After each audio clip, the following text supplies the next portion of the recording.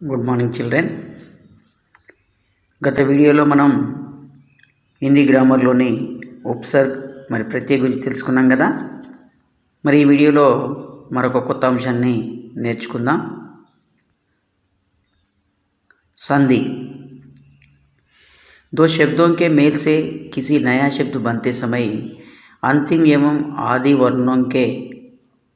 वर्णों में जो विकार होता है उसे संधि कहते हैं. అంటే రెండు శబ్దాలు కలిసినప్పుడు పూర్వపదంలోని అంతిమ వర్ణము, పరపదంలోని ఆది వర్ణం అంటే మొదటి శబ్దంలోని చివరి అక్షరము, రెండవ శబ్దంలోని మొదటి అక్షరం, ఈ రెండింటి కలిసినప్పుడు అక్కడ ఒక సంధి అనేది ఏర్పడుతుంది. ఏ విధంగా చూద్దాం. సూర్యు, ఉదయ్ ఈ రెండు శబ్దాలు, సూర్య అనేది పూర్వపదము, ఉదయ్ అనేది పరపదం. ఈ రెండు శబ్దాలను మనం కలిపినప్పుడు సూర్యు ప్లస్ ఉదయ్, సూర్యోదయ్. ఇక్కడ సూర్యో యో అనే దగ్గర ఆకు ఊకు ఈ రెండు వర్ణాలు కలిసి ఓగా మారినాయి. అంటే ఈ విధంగానే మరికొన్ని శబ్దాలు మనం పరిశీలిద్దాం. ప్రతి, అక్ష, ప్రతి ప్లస్ అక్ష, ప్రత్యక్ష. నిహి, ఆశ, నిహి ప్లస్ ఆశ, నిరాశ. ముని, ఇంద్రు, ముని ప్లస్ ఇంద్రు, మునీంద్రు. ఈ విధంగా పూర్వపదంలోని చివరి అక్షరము, పరపదంలోని మొదటి అక్షరము, ఈ రెండు అక్షరాల కలయికలో ఒక పరివర్తన అనేది, వికార అనేది మనకు వస్తుంది. దాన్ని మనం సంధి అంటాం. సంధికే భేద్, సంధి ఎన్ని రకాలు అనే దాన్ని పరిశీలించినట్లయితే మనం ఇంతకుముందే చెప్పుకున్నాము.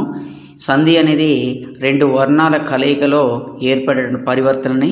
కాబట్టి మనకు అక్షరాలు ఎన్ని విధాలైన అక్షరాలు ఉంటాయో అన్ని విధాల సంధులు ఉంటాయి. ముఖ్యంగా తీన్ భేద్, స్వర సంధి, స్వరాక్షరాలు ఆ నుంచి వెళ్ళి ఔ వరకు, ఆ ఈ ఉ రి ఏ ఐ ఓ ఔ ఈ అక్షరాలను స్వర అంటాము. ఈ స్వర అక్షరాల మధ్యన ఏర్పడే సంధిని మనం స్వర సంధి అంటాము. వ్యంజన సంధి, వ్యంజన సంధి అనేది వ్యంజనాక్షరాలు కావచ్చు లేదా స్వరాక్షరాలు కావచ్చు కలిసినప్పుడు, అంటే పూర్వపదంలోని చివరి అక్షరం వ్యంజనగా ఉండి పరపదంలోని మొదటి అక్షరం స్వరగా ఉండొచ్చు, వ్యంజనగా ఉండొచ్చు. ఆ మధ్యన ఏర్పడే సంధిని మనము వ్యంజన సంధి అంటాము. అదేవిధంగా విసర్గ సంధి అనేది పూర్వపదంలోని చివరి అక్షరానికి విసర్గగా ఉండి పరపదంలోని అక్షరం స్వర కానీ వ్యంజన కానీ ఉన్నప్పుడు ఆ విసర్గలో వచ్చేటటువంటి మార్పును మనం విసర్గ సంధి అంటాం. ఈ విధంగా సంధులు ముఖ్యంగా మూడు రకాలు.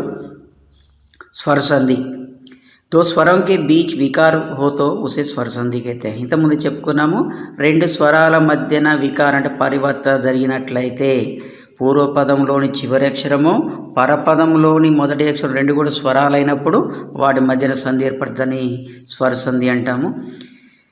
వ్యంజన సంధి, व्यंजन के साथ स्वर या व्यंजन के मेल से विकार हो तो उसे व्यंजन संधि कहते हैं. వ్యంజన్తో పాటుగా స్వర లేదా వ్యంజన్ కలయిక వల్ల ఏర్పడేటువంటి మార్పును మనం వ్యంజన సంధి అంటాము. विसर्ग संधि, स्वरों या व्यंजनों के मेल से विसर्ग में जो परिवर्तन आता है उसे विसर्ग संधि कहते हैं. స్వరాల లేదా వ్యంజనాల కలయిక వల్ల విసర్గలో ఏదైతే పరివర్తన వస్తుందో, విసర్గ లోపిస్తుందో లేదా మార్పు అనేది వస్తుందో దాన్ని మనం విసర్గ సంధి అంటాం. స్వర సంధి చూద్దాం. స్వర సంధికే 5 ఉపభేద హై.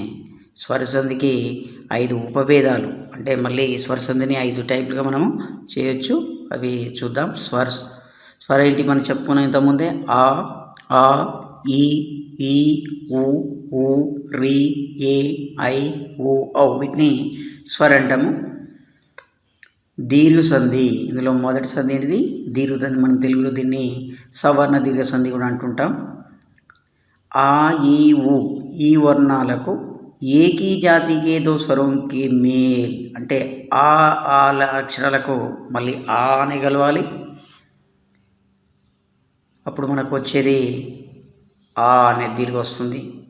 అదేవిధంగా ఈ అంటే అశ్వం కానీ దీర్ఘం కానీ ఈ అక్షరాలకు మళ్ళీ మళ్ళీ అదే వర్ణం కలిసినప్పుడు ఇక్కడ కూడా ఈ అని దీర్ఘ ఈనే మనకు వస్తుంది. అదేవిధంగా ఊ స్వరం అస్వరం కానీ దీర్ఘ స్వరం కానీ మళ్ళీ కలిసేది కూడా అస్వరం లేదా దీర్ఘ స్వరం కలిసినప్పుడు వచ్చేది మళ్ళీ దీర్ఘస్వరే వస్తుంది. ఇది ఈ మైండ్ మ్యాప్ ఒకసారి గుర్తించుకుంటే మనం దీర్ఘస్వందిని ఈజీగా గుర్తించవచ్చు, విడదీయచ్చు కూడా. Ram plus Avatar. ఇక్కడ మొదటి అక్షరంలో ఏముంది? ఆ అని రామ్ అంటే ఆ అనేది ఉంది.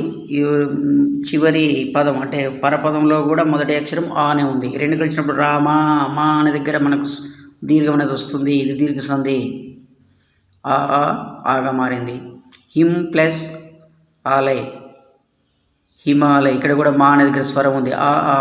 అంటే ప్రతి దాంట్లో కూడా నేను బ్రాకెట్లో ఇచ్చాను. ఆ స్వరాలు ముందు శబ్దంలోని మొదటి అక్షరం చివరి అక్షరము, రెండవ శబ్దంలో మొదటి అక్షరం ఏ విధంగా వస్తుందనేది ఒకసారి పరిశీలించండి. విద్య ప్లస్ అధ్యయన్ విద్యాధ్యయన్.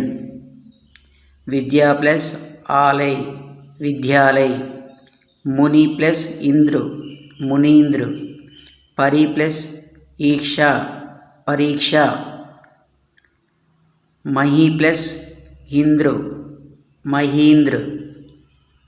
గౌరీ ప్లస్ ఈశ్వర్ గౌరీశ్వర్. భాను ప్లస్ ఉదయ్ భానుదయ్. లఘు ప్లస్ ఊర్మి లఘూర్మి. వధు ప్లస్ ఉత్సవ్